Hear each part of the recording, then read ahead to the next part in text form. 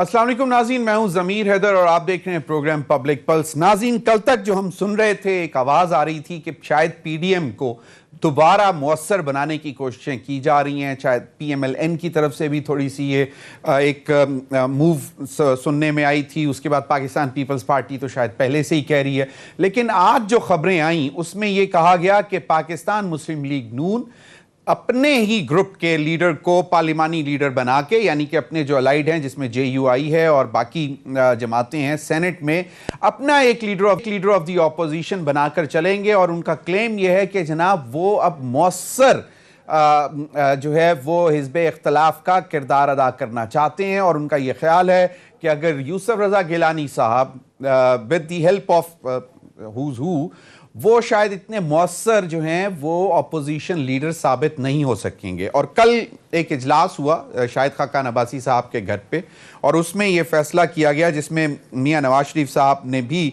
शिरकत की video link के ज़रिए।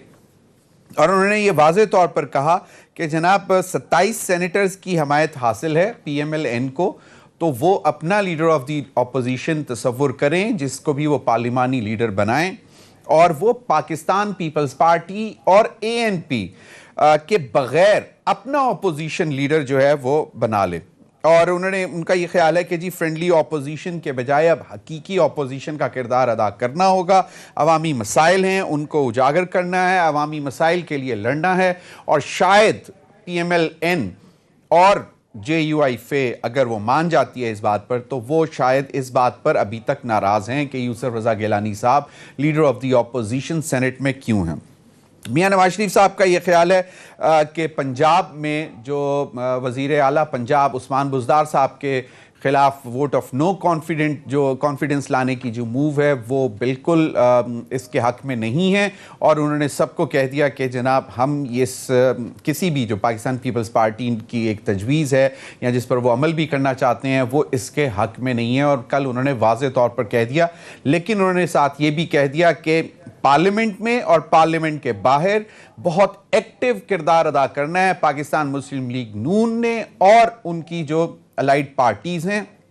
लेकिन vote of no confidence chief minister Usman Buzdar के खिलाफ हम इंटरेस्टेड नहीं है। पीपल्स पार्टी पहले ही राब्ता कर चुकी है हमजा शहबाज से, और कहीं पे दोबारा भी कोशिश की जा रही थी, लेकिन हमजा शहबाज साहब ने अब हमारी इतलात ये हैं कि दूसरी मुलाकात जो होनी थी बिलावल भुट्टो जरदारी से, उससे माज़रत कर ली है कुछ अरसे के लिए। उसकी वजह यह है कि इंप्रेशन ये जा रहा था कि दोनों कज़न्स मरीम नवाज़ और हमजा शहबाज जो हैं वो बिल्कुल मुख्तलिफ राय रख रहे हैं। जो भी इस वक्त सियासी सूरत हाल है जिसको वो हवा नहीं देना चाहते थे, इसलिए शायद दूसरी मीटिंग बिलावल के साथ वो नहीं कर रहे।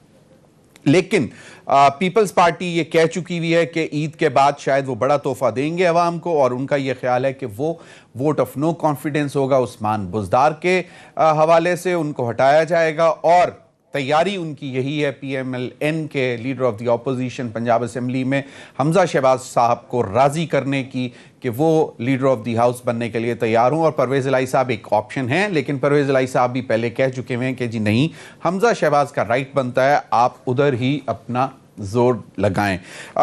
इसी का जवाब दिया है कमर ज़मान कायरा साहब ने, सीनियर रहनुमा है पाकिस्तान पीपल्स पार्टी के। उनका यह कहना है कि अगर नून लीग और जेयूआई सेनेट में अपोजिशन लीडर को ना मानने का फैसला करेंगी तो फिर हम भी कौमी असेंबली में अपोजिशन लीडर को ना मानने पर मजबूर हो जाएंगे। Leader of the opposition national assembly में शहबाज शरीफ साहब हैं। मियां शहबाज शरीफ साहब वो तो वैसे ही नहीं आ रहे, अभी तो ये की जा रही है कि उनकी भी अब बेल हो जाएगी तो वो भी आना शुरू कर देंगे। लेकिन नवीद कमर साहब ने ये कह दिया है कि अगर यही रवैया रहा पाकिस्तान मुस्लिम लीग नून का और जेयूआई फे का, तो फिर वो पीएमएलएन के लीडर ऑफ द ऑपोजिशन को कौमी असेंबली में नहीं मानेंगे। लेकिन उन्होंने एक दफ़ा फिर तवक्को यही की कि पाकिस्तान पीपल्स पार्टी अभी भी यही चाहती है कि पीडीएम के फोरम को मौसर बनाया जाए और तमाम फैसले वहाँ से मुत्तफ़िका तौर पर किए जाएं। दूसरी जानिब जो डॉक्टर अदनान साहब का वापस पाकिस्तान में आना था कि सोशल मीडिया पर मरीम नवाज साहिबा के हवाले से कि जनाब बस ये आज गई कि कल गई, क्योंकि उनका डायग्नोज हुआ है शायद थायराइड, और पहले भी कह चुकी हैं कि मेरी एक सर्जरी ड्यू है जो कि पाकिस्तान में नहीं हो सकती, लंदन में होनी है, लेकिन वो उसके बाद उन्होंने कहा कि मैं कहीं नहीं जा रही। 15 फरवरी को शायद उन्होंने कहा था कि अपनी बीमारी का बताया था और सर्जरी का बताया था कि लंदन में होनी है, लेकिन फिर 15 मार्च को उनका एक बयान आया कि चाहे कुछ भी हो जाए मैं वापस नहीं जाऊंगी। कैप्टन सफदर की बेगम साहिबा मरियम सफदर साहिबा के हवाले से डॉक्टर शहबाज गिल साहब ने डॉक्टर अदनान के आने पर ट्वीट किया कि मरियम सफदर दोबारा साइलेंट मोड पर हैं और किसी भी नेटवर्क के कोई सिग्नल नहीं आ रहे। नई सफारतकारी की कोशिश अरूज पर है कि तबीयत बहुत खराब है, इलाज के लिए लंदन जाना चाहती हैं, जाने दिया जाए। जवाब एक ही है, लूटा हुआ माल वापस करें, इसके बाद जहां जाना है जाएं, किसी सूरत एनआरओ नहीं मिलेगा। इस पर फिर डॉक्टर अदनान के हवाले से उन्होंने कहा, डॉक्टर शहबाज गिल ने एक और ट्वीट किया कि एक डॉक्टर जो झूठी रिपोर्टें बनाता और फिर रो रो कर इनको सच साबित करता है, फिर से मेहरबान कदरदान आपके शहर में झूठी सर्कस लगाने लंदन से वापस आ पहुंचे हैं, लेकिन इस बार इनका और इनके झूठों का कोई यकीन नहीं करने वाला। साइलेंट मोड वाली बाजी जब तक लूट का पैसा वापस नहीं करती कोई वापस नहीं जाएगा। मरियम नवाज साहिबा ने फिर अपनी खामोशी तोड़ी और जवाब दिया कि चंद दिन बीमार क्या हुई, कांपती लरजती हुकूमत को उम्मीद हो गई कि शायद मरियम इलाज करवाने बाहर जाने लगी है। आपकी उम्मीदों पर पानी फेरने के लिए बता दूं कि मरियम का आपको घर भेजने तक कहीं जाने का इरादा नहीं। मरियम इधर बैठकर आपका इलाज जारी रखेगी इंशाल्लाह। इन्हीं तमाम मामलों पर बात करेंगे। मुझे ज्वाइन किया शमीम नकवी साहब, सीनियर रहनुमा है पाकिस्तान तहरीक इंसाफ के, कराची से। बहुत बहुत शुक्रिया फिरदौस शमीम नकवी साहब। राहिला खादिम हुसैन साहिबा पाकिस्तान मुस्लिम लीग नून की सीनियर रहनुमा है, मुझे ज्वाइन किया। बहुत बहुत शुक्रिया राहिला साहिबा आपका भी। और सेनेटर आजिज धामड़ा साहब पाकिस्तान पीपल्स पार्टी के सीनियर रहनुमा, मुझे टेलीफोन पर ज्वाइन किया। बहुत बहुत शुक्रिया आजिज धामड़ा साहब। पहले जरा अगर थोड़ी सी बात कर ली जाए, ये जो आज एक नई कहानी सामने आई कि जनाब शौकत तरीन साहब यानी कि हमाद अजहर साहब ये स्टॉप गैप हैं और शौकत तरीन साहब ने अल्टीमेटली वजारत ख़जाना को संभालना है और चलाना है। और उसके बाद हमारी इतलात ये भी आई कि शहबाज गिल साहब ने ही इस बात की तरदीद भी की कि ऐसा कुछ अभी तक कोई फैसला नहीं हुआ, तो आप इसको ब्रेकिंग को ना चलाएं। फिरदौस शमीम नकवी साहब, क्या सूरत हाल क्या है? आज हमाद अजहर साहब ने बड़ी अच्छी प्रेस कॉन्फ्रेंस भी की और कहा यह भी जा रहा है कि शायद हफीज शेख साहब के जाने के साथ साथ पैकेज में रजा बाकिर साहब भी थे, गवर्नर स्टेट बैंक, और वो भी कुछ दिनों में अब जो है हटाए जाएंगे।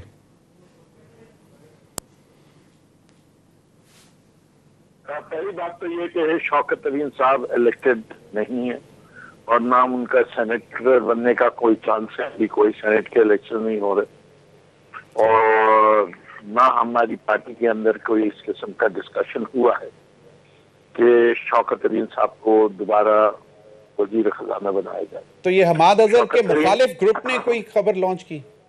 नहीं, हमाद अजहर का कोई मुखालिफ ग्रुप नहीं।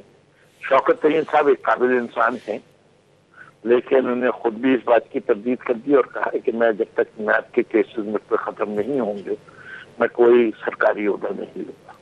तो मेरे ख्याल से ये हवा जिसने भी दी है वो मेरे ख्याल से डिसइंफॉर्मेशन चल रहा है PMLN का और PPP का, जो ऐसी खबरें निकालते रहते हैं कि कुछ ना कुछ जो है मुल्क में हिजान रहे। फिरदौस शमीम नकवी साहब बिल्कुल सही कहा, लेकिन कहा यह जा रहा है कि असद उमर साहब भी शायद थोड़े से दिल बर्दाश्ता हुए हमाद अजहर साहब की अनाउंसमेंट के बाद, और सुनना है कि शायद उन्होंने ये हवा दी हो इस खबर को।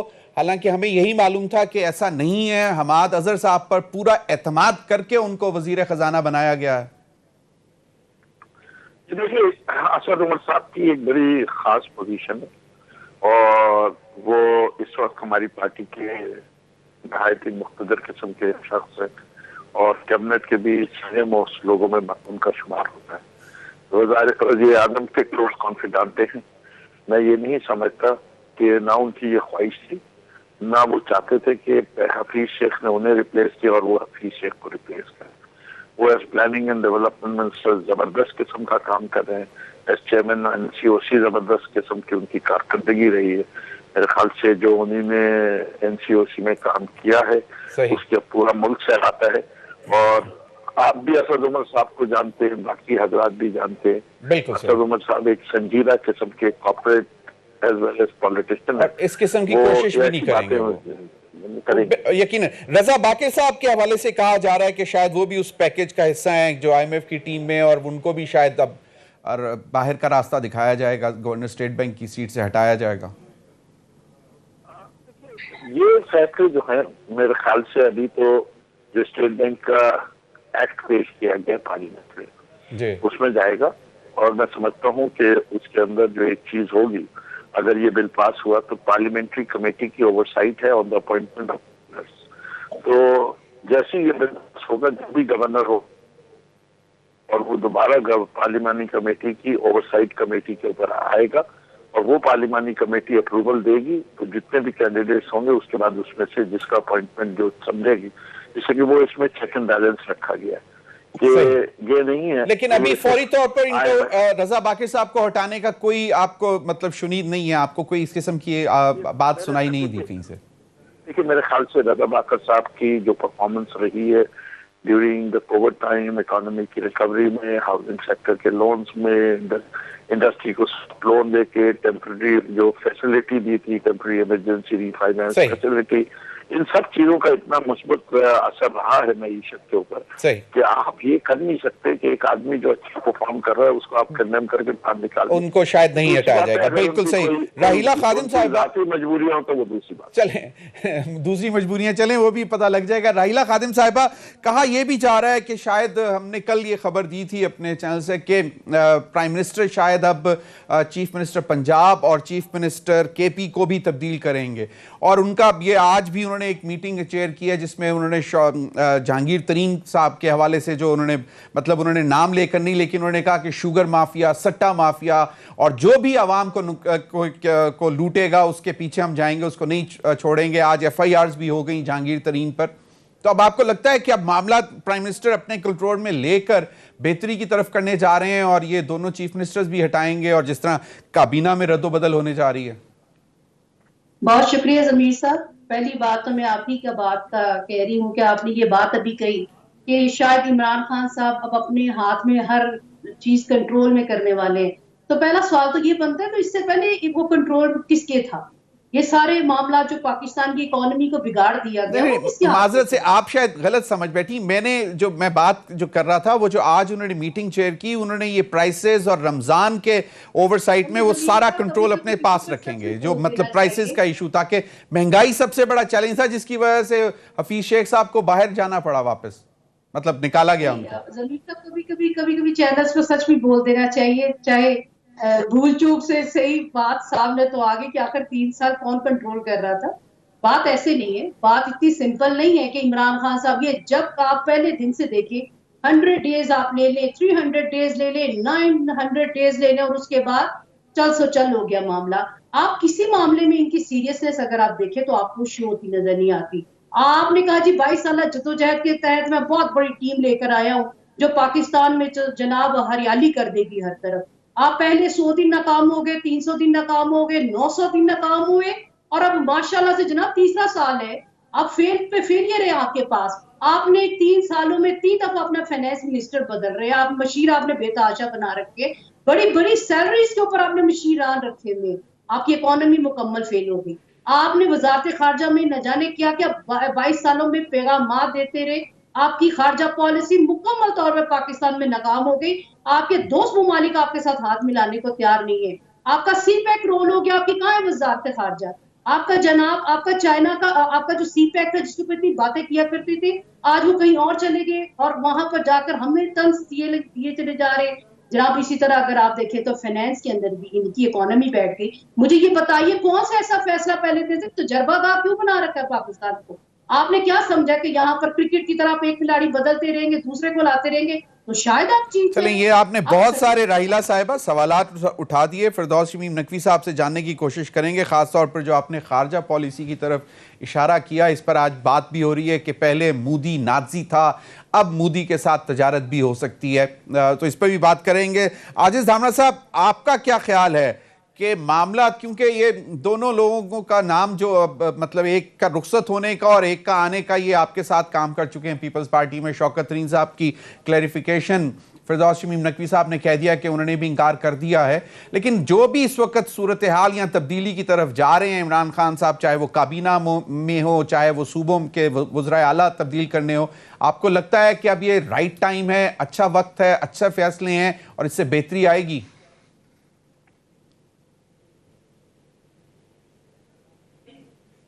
आजिज धामरा साहब। जी नमीर साहब, मेरी आवाज आ रही है? जी जी जी, अब बोले। जी बिस्मिल्लाहिर्रहमानिर्रहीम। देखें नमीर साहब, पहली बात तो यह है कि आपने जितनी भी तब्दीलियों की बात की है, तो ये सारा जो नाकामी का सहरा है, ये घूम फिर के प्राइम मिनिस्टर ऑफ पाकिस्तान, जो सिलेक्टेड प्राइम मिनिस्टर हैं, उसके सर पे आता है। देखिए, कप्तान ग्राउंड में खड़ा होता है और उसके जो बाकी प्लेयर्स अगर परफॉर्मेंस सही नहीं दे पा रहे होते हैं, तो उसमें ये कैसे मुमकिन हो सकता है कि सिर्फ गलती उन प्लेयर्स की होती है और कप्तान बरीउल जिम्मा करार दिए जाएं? आपने एक तो वज़रा की तब्दीली का नाम यहाँ पे डिस्कस किया है और दूसरा मुत्तबिका जो चीफ मिनिस्टर्स की तब्दीली पे जो बात हो रही है उस पे, मगर और भी एक तब्दीलियां मुल्क में बड़ी तेजी से चल रही हैं।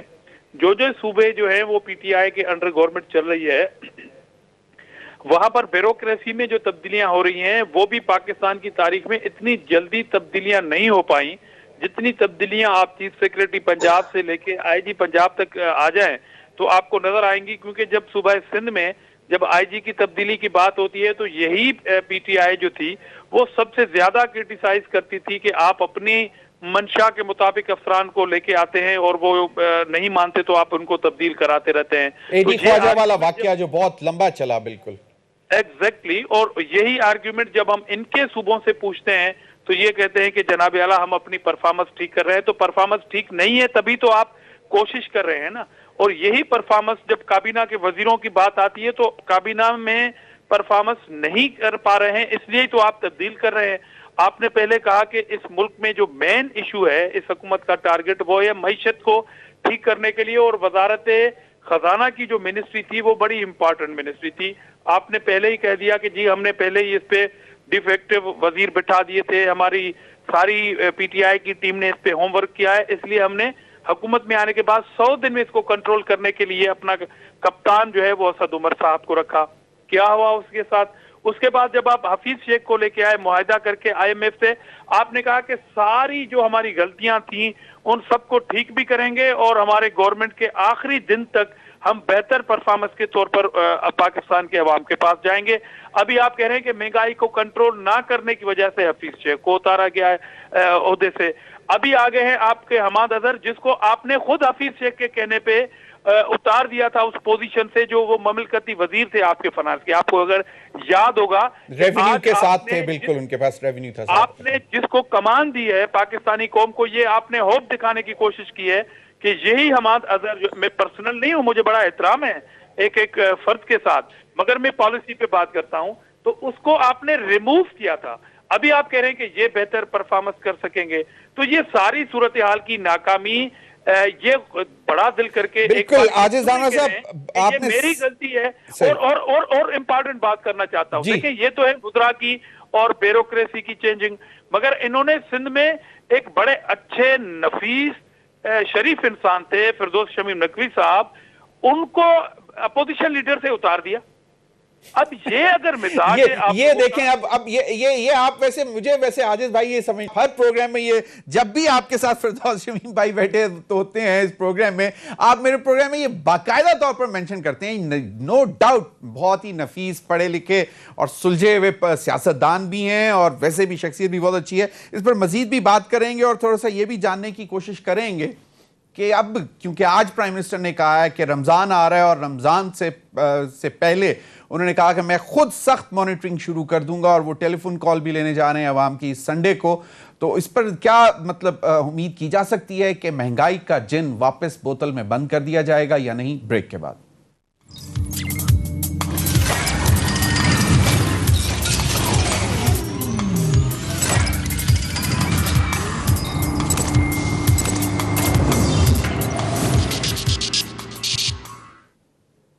वेलकम बैक नाज़रीन। फरदौस शमीम नकवी साहब, थोड़ा सा जरा पीडीएम के हालात जानने की कोशिश करते हैं। कल मियां नवाज शरीफ साहब ने भी एक इजलास में वीडियो लिंक से ज्वाइन किया जो हुआ इस्लामाबाद में, और उसमें उन्होंने फैसला किया एक तो ये कि जो उस्मान बुज़दार साहब के खिलाफ अगर कोई अदम एतमाद की जो मूव चलती है उसको वो नहीं सपोर्ट करेंगे, वो उसके मुखालिफ हैं। और दूसरा एक फैसला उन्होंने किया है कि जनाब उनका अपना अपोजिशन लीडर होगा, यूसुफ रजा गिलानी साहब को वो अपोजिशन लीडर मानने को तैयार नहीं है। नवीद कमर साहब कहते हैं कि जनाब फिर हम जो नेशनल असेंबली में मियां शहबाज शरीफ साहब को लीडर ऑफ द अपोजिशन नहीं मानेंगे तो फिर इसका मतलब है कि पीडीएम का इत्तेहाद टूट रहा है। और दूसरी तरफ एक कोशिश है बिलावल की और हमजा शहबाज की कि वो मिलकर जो है वोट ऑफ नो कॉन्फिडेंस ले आए। आपको क्या लगता है कि पीडीएम में अभी जान है या खत्म? जमीर भाई, अगर आप इजाजत दें तो मैं अपने दोस्त अजीज आमरा साहब की बात का जवाब दे के फिर आपके सवालों का जवाब दे दूंगा। देखिए, पहली चीज ये, अजीज आमरा साहब ने मईशत के बारे में जो कुछ कहा और जो मेरे बारे में कहा, मैं उससे उनका शुक्रिया जरूर अदा करता अगर वो दरोग से काम नहीं लेते। जितना दरोग से उन्हीं ने मईशत के बारे में काम लिया, मेरे लगता है मेरे लिए भी किया होगा, इसलिए मैं वैसे उनका शुक्रिया, लेकिन no thank you but no thank you. बात यह है कि मईशत का अगर आपको देखना है तो आज ही अखबार की शहसुखी की जीरो बॉन्ड फ्लोट किया और उसकी सब्सक्रिप्शन ट्वाइस रहा, जो कि पाकिस्तान की तारीख में पहले नहीं हुआ। अगर पाकिस्तान की मईशत इतनी तरह बुरी तरह डूब रही होती तो पूरी दुनिया वो कॉन्फिडेंस का इजहार नहीं करती जो उसने इस बॉन्ड को खरीदने में किया। सही। दूसरी, एफबीआर के आज लेटेस्ट नंबर्स आए, 40% increase over March of last year and 10% above last year total collection, और टू डेट वो भी है। तो टैक्स कलेक्शन भी बेहतर चल रही है। जहां तक करंट अकाउंट डेफिसिट का ताल्लुक है वो तो सबको ही पता है, 75% better than the previous year. तो जब आपको ये चीजें हैं तो एक चीज इस वक्त हमें परेशान करनी है, तकलीफ दे भी है अवाम के लिए, और उस पर काबू पाना अशद जरूरी भी है, वो है शरह जो है इन्फ्लेशन की, महंगाई। इन्फ्लेशन की वजह से महंगाई होती है, तो इन्फ्लेशन को आपको कंट्रोल करना है, और इन्फ्लेशन को कंट्रोल करने के लिए जो बहुत सारे इंस्ट्रूमेंट्स होते हैं उसमें एक चीज का हम इस्तेमाल नहीं करना चाहते, क्योंकि हम समझते हैं कि उससे मईशत को नुकसान पहुंचेगा, वो है इंटरेस्ट रेट को बढ़ाना। हम समझते हैं इंटरेस्ट रेट जो इस वक्त है वो मुनासिब इंटरेस्ट रेट है, इस इकोनॉमिक पॉलिसी को जारी रहना चाहिए, इससे इंडस्ट्री को भी फरोग मिल रहा है और खासतौर पे हाउसिंग सेक्टर को जो प्रमोशन किया है वो बहुत है। अब आता हूँ मैं आपके सवालों पे। देखिए, आपने जो बात की है ये तो देखिए साजे की हांडिया थी, चौराहे में फूटनी थी। कब फूटनी थी उसका अंदाजा हमें रोजे में जितने भी प्रोग्राम जब से पीडीएम बनी है, एक बात और उन्होंने जब इस्तीफों की बात की थी, मैं हमेशा ये कहा था कि पाकिस्तान पीपुल्स पार्टी कुछ भी हो जाए असेंबलियों से इस्तीफे नहीं देगी। तो उसके पीछे की पॉलिसी क्या है, चाहे आप उनसे कहें कि उनके हुकूमत है सिंध में, इसलिए नहीं, तो वो हमेशा एक मकाम पे जाकर पहली गली से निकलने की कोशिश। You said it in so many words कि खंडिया थी जो टूटनी थी चौराहे में। बिल्कुल सही कहा। मैं राहिला साहिबा की तरफ भी जाना चाहूंगा। राहिला साहिबा, ये क्या अपनी एक छोटी सी दुकान बनाने का फैसला कर लिया सेनेट में, एक अपना लीडर ऑफ द ऑपोजिशन, और ये क्या लग क्या रहा है इससे कि पीडीएम दोबारा रिवाइव होगी? राहिला साहिबा को आवाज नहीं।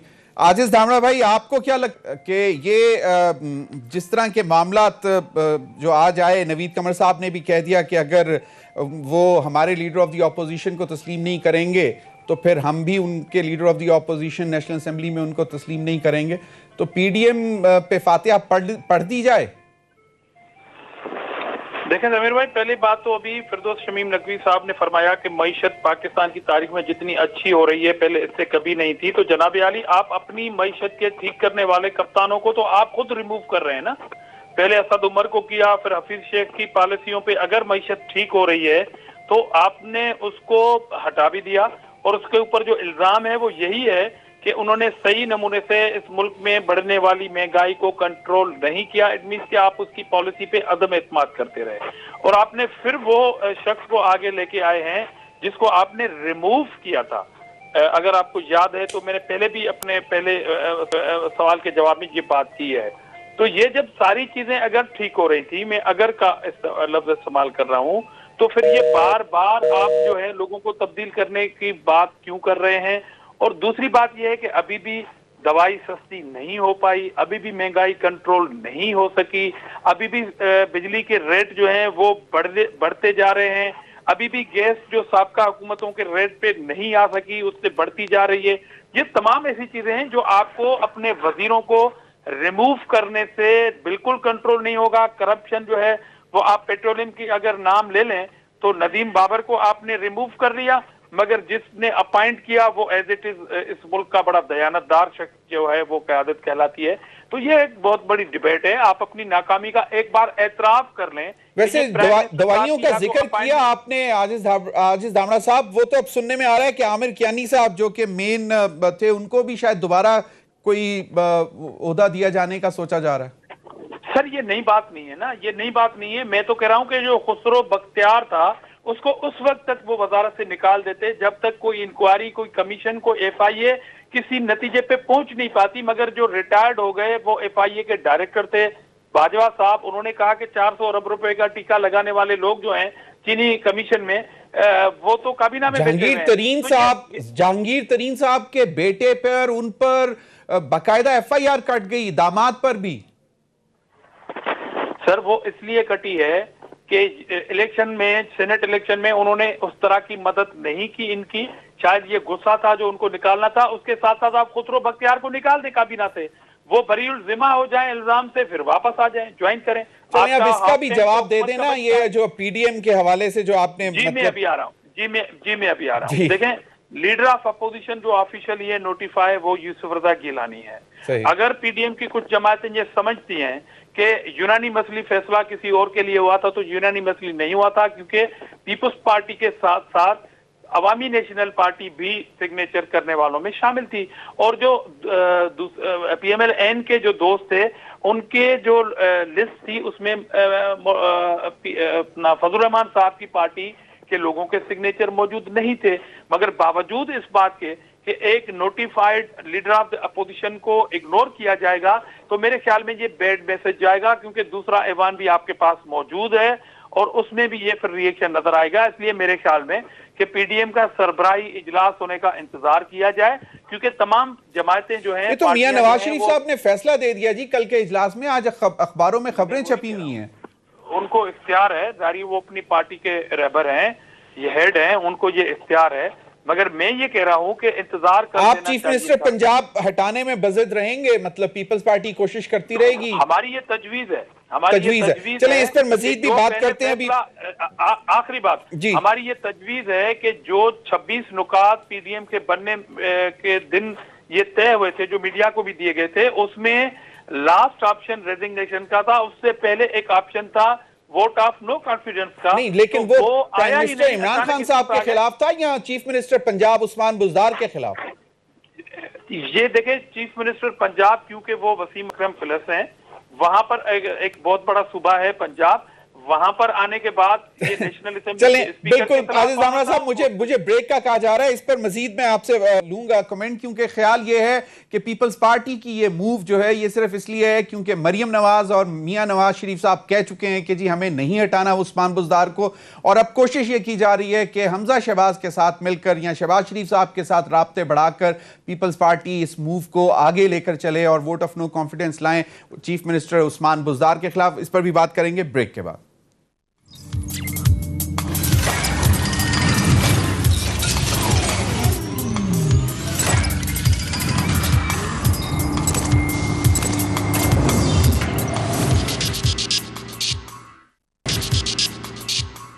Welcome back. राहिला खादिम साहिबा, नून लीग का सेनेट में अलहदा अपोजिशन का इत्तेहाद बनाने का फैसला, और फिर जो है ये उस्मान बुज़दार साहब का जो पीपल्स पार्टी की मूव है कि उनको हटाया जाए, उसकी भी मुखालफत, हालांकि शायद हमजा शहबाज विलिंग है। आप क्या देखती हैं कि क्यों नहीं ये इकट्ठे क्यों नहीं चल पा रहे आप लोग? ज़मीर साहब, बात ऐसी है कि मुझे तो हैरानगी आ रही है अपनी पीपल्स पार्टी के भाइयों पर कि आप जब एक ओपनली मीडिया के ऊपर आके आप इस तरह के बयान दें, जबकि पीडीएम मौजूद है, उसके प्लेटफॉर्म से आप आके बात करें। अगर आप कुछ ऐसी बात, कोई ऐसी मूवमेंट करना चाहते हैं, तो क्योंकि पीएमएल पंजाब में एक लार्जेस्ट पार्टी है, जिसके बिना आप समेत बाकी भी छोटी जमातें जो हैं वो ऐसा कोई कदम नहीं उठा सकती। तो ऐसे में मीडिया के ऊपर आकर आप अपने अपने तई अपने अराकीन जो है इनके उस तरह के बयानात देंगे।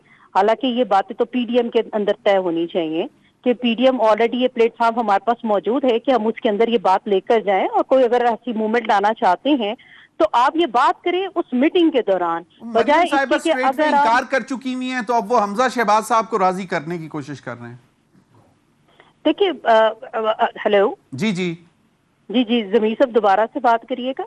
मैं कह रहा था कि मरियम साहिबा इनकार कर चुकी हुई है ना, वोट ऑफ नो कॉन्फिडेंस, और मियां नवाज शरीफ साहब भी इनकार कर चुके हैं। अब बिलावल भुट्टो साहब हमजा शहबाज साहब को कोशिश कर रहे हैं मनाने की। देखिए, हमारी जो आखिरी फैसला है, यकीनन तमाम हमारी जमात के अंदर एक जमहूरियत है और उसके अंदर मुशावरत के साथ सारे काम किए जाते हैं। कोई भी ऐसी कोई आपको मिलेगी मूवमेंट या कोई ऐसी खबर आएगी तो वो हमारी मुशावरत के बाद आएगी। अगर मियां नवाज शरीफ साहब जो है वो लास्ट और फाइनल अपने जो है कमेंट्स देते हैं और जिसके बाद फैसला कर लिया जाता है कि क्या हमारी आगे, वो तो कर चुके हैं। चलें, बिल्कुल ठीक हो गया। सेनेट में अब आपका अलहदा लीडर ऑफ द ऑपोजिशन होगा। देखिए, वो तो हमारा जमहूरी हक था। अगर पीपल्स पार्टी ने उसके ऊपर शब खून मारा, हमारी इसके ऊपर सख्त रिजर्वेशंस हैं और हम उसको पीडीएम के प्लेटफॉर्म के ऊपर ही डिस्कस करना ज्यादा बेहतर समझेंगे तो कि उन्होंने इस तरह का कदम क्यों उठाया।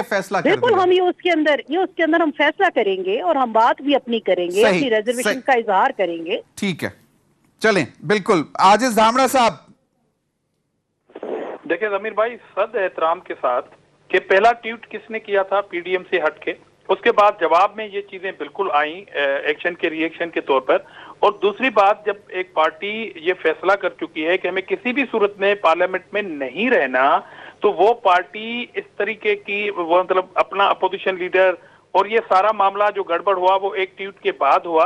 तो ये सारी चीजें मैं आज भी इस बात पे इत्तेफाक करता हूँ कि हमें टीवी टॉक शोज पे करने के बजाय हमें पीडीएम की एक सरबराही जो मीटिंग है, जो कमिंग मीटिंग है, उसमें मेरे ख्याल में उसका इंतजार कर देना चाहिए था। मगर जाहिर एक्शन के बाद रिएक्शन आता है और इस तरह अगर अपोजिशन लीडर अलग भी बन गया तो इसके असरात फिर नेशनल असेंबली में भी पड़ सकते हैं। ये जरूर ज़हन में रखिएगा। अच्छा, चलें, बिल्कुल। फिरदौस शमीम नकवी साहब, ये सारी सूरत हाल आपके सामने है। डॉक्टर अदनान के आने के बाद जो है वो एक सोशल मीडिया पे पैनिक हो गया कि जी मरियम आज गई, कल गई। पहले जरा क्विकली राहिला साहिबा, ये क्या वजह है, इस पे जरा क्विकली कमेंट कर दें, छोटा सा, अगर आप मेरे साथ हैं। राहिला साहिबा नहीं है। जी फिरदौस भाई। देखिए, मेरे ख्याल से अदनान साहब जहां से भी आ जाए, पहले तो अदनान साहब को सबसे ज्यादा सवालात ये जवाब देना पड़ेगा कि वो प्लेटलेट की काउंट्स की रिपोर्ट क्यों नहीं देते हर दूसरे दिन। उन्होंने वो कौन सी जादू की छड़ी चलाई थी कि नवाज शरीफ साहब के 2000 रुपये हो गए थे और वो जिंदा भी बच गए, और उसका कौन सा उन्होंने मेडिकल इलाज वहां जाके करवाया जो पाकिस्तान में नहीं हो सकती, सर्जरी तो कोई हुई नहीं। तो या तो वो झूठ उस वक्त बोल रहे थे या झूठ अब बोल रहे हैं, दोनों में से एक तो। और जो झूठा है उसकी बात पे क्या यकीन करना, सारी चीज। अजीज जामदा साहब, आपको सिर्फ बताना चाहता हूँ, हमाद अजहर साहब को सिर्फ वजारत का कलमदान तब्दील किया था क्योंकि हफीज शेख साहब ने कहा था कि मुझे फाइनेंस मिनिस्ट्री अगर आप दें तो रेवेन्यू एंड फाइनेंस दोनों दें। मैं सिर्फ टैक्स का वजीर नहीं बनना चाहता, मुझे दोनों साइड की चाहिए। और इमरान खान साहब ने उनके भरपूर एतमाद करते हुए दोनों चीजें दी। और इस मिनिस्ट्री के इतने मुख्तलिफ फैसेट्स है, वो एक फैसेट है जो महंगाई है। मेन वजह जो है कि सुप्रीम कोर्ट ऑफ पाकिस्तान ने कहा है कि मिनिस्टर्स जो है वो इलेक्टेड हों। अब हमारे पास राहें जो थी बड़ी महदूद रह गई थी कि हफीज शेख साहब को इलेक्ट किस तरह कराए। जब वो नहीं था तो हमें तब्दील तो करना था उनको, जैसे ही उनके 6 माह पूरे होते वो तब्दील करना जरूरी था। फिरदौस भाई, फिर स्टेटमेंट क्यों आई कि महंगाई पर काबू नहीं पा सके इसलिए उनको हटा दिया गया? शिबली फराज एक रिस्पॉन्सिबल फेडरल मिनिस्टर की स्टेटमेंट थी। बात यह है कि जहां दूसरी चीजें डिस्कस की गई थी उसमें एक चीज ये भी डिस्कस हुई थी कि अगर फाइनेंस में कोई प्रॉब्लमेटिक एरिया रहा है वो है इन्फ्लेशनरी ट्रेंड्स का, कि उसको डिस्पाइट लॉट ऑफ एफर्ट बड़े पैसे खर्च किए गए, शुगर मंगाई गई, वीट मंगाई गई, उसके बावजूद वो कंट्रोल नहीं हो सकी। और ये हमारे पास जो है वो प्रॉब्लम रही है। इससे कि चीनी की कीमत जो है यूटिलिटी स्टोर में तो हम 64 रुपए की बेच रहे हैं, लेकिन ओपन मार्केट में 95 पे चल रही है, 100 तक भी टच की है। तो दोबारा उसको जो कंट्रोल प्राइस है उस पर लाने की कोशिश। इसी तरह जो मुल्क एक वीट ग्रोइंग नेशन है, इसमें इतनी गंदम पैदा होती है जितनी इसके लोग कंज्यूम करते हैं, उसकी सपोर्ट बढ़ के जो है कीमत जो है, तो इसमें तमाम प्रोविंशियल गवर्नमेंट फेल है और सबसे ज्यादा इसकी मदद की गई है वो सिंध के सूबे में। मरियम साहिबा, क्विकली 30 सेकंड्स रह गए हैं फिरदौस भाई, मरियम साहिबा रहेंगी या जाएंगी? मेरा ख्याल से वो नहीं निकल सकती, नहीं निकल सकती। बहुत बहुत शुक्रिया। पैसा दें और फिर जाए, पैसा दें और फिर जाए। बहुत बहुत शुक्रिया फिरदौस साहब, राहिला खादिम साहिबा और आजिज दामरा साहब। नाज़रीन अब तक के लिए इतना ही, इजाजत दीजिए, अल्लाह हाफिज।